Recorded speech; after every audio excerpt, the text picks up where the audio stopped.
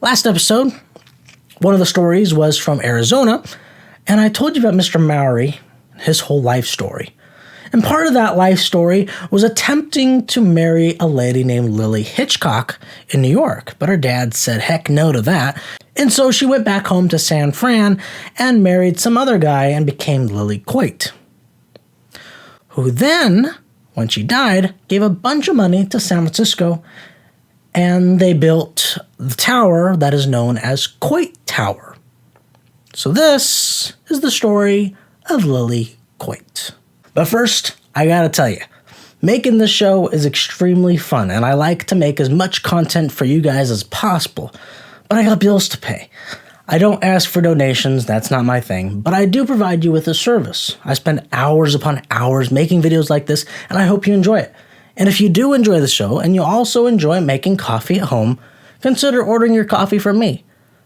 You'll get really freaking good coffee, and you'll be supporting the show, so I can make bigger and better videos for you.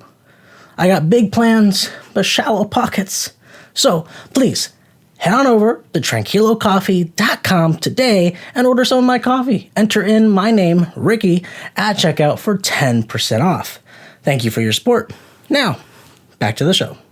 Lily Hitchcock was the daughter of Dr. Charles Hitchcock, whose biggest claim to fame was doing surgery on Colonel Jefferson Davis, who went on to become the president of the Confederate States of America.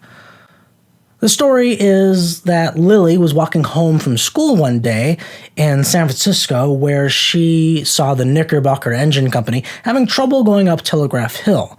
This, as you know, was in the 1800s, so no cars. Fire trucks weren't fire trucks. They were designed to be pulled around by hand. A lot of time not even using horses. So picture it. San Francisco, there's a fire up at Telegraph Hill. 3 fire engines are rushing to get to the fire. There's the Manhattan number 2, the Howard number 3, and then there's the Knickerbocker number 5, who is falling behind because they are short-staffed that day. 15-year-old Lily threw her books aside, ran to the fire engine, and got a hold of the pull rope and began pulling with all her might.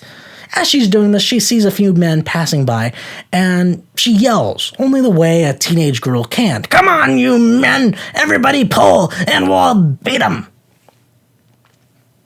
In this day and age, fire engines competed against each other. And after this, she became somewhat of a mascot in San Francisco.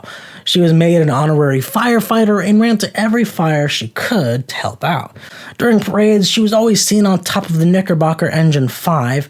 Another story is that Lily was in a bridesmaid dress leaving a church wedding rehearsal and heard the fire bells. She had someone take her to the fire where she saw that the fire was being put out by the Knickerbocker 5 and some other company.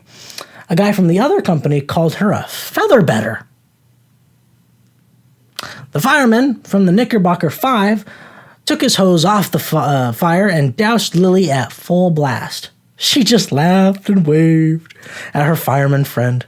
Then the fireman turned back at the other guy and said, "I told you she was not a featherbetter." Eventually, Lily got older and stopped going to all the fires, but made sure to visit any firemen in the hospital and send flowers to their graves. She got engaged to 2 different men at one point, but eventually ended up marrying a caller at the San Francisco Stock and Bond Exchange. She was very much a lady, but very much a tomboy as well. She smoked cigars, played poker all the time, hunted, wore pants. She was a singer, a dancer, and played the guitar. When her husband died, she did all kinds of crazy things rich people do.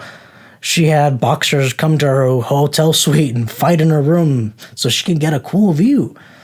The ref eventually called a draw, but she refused and called for a bloody knockout.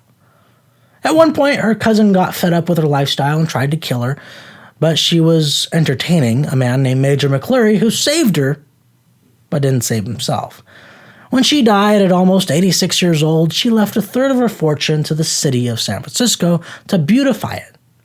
And so they built Coit Tower, which was one of the first memorials for firefighters before 9/11.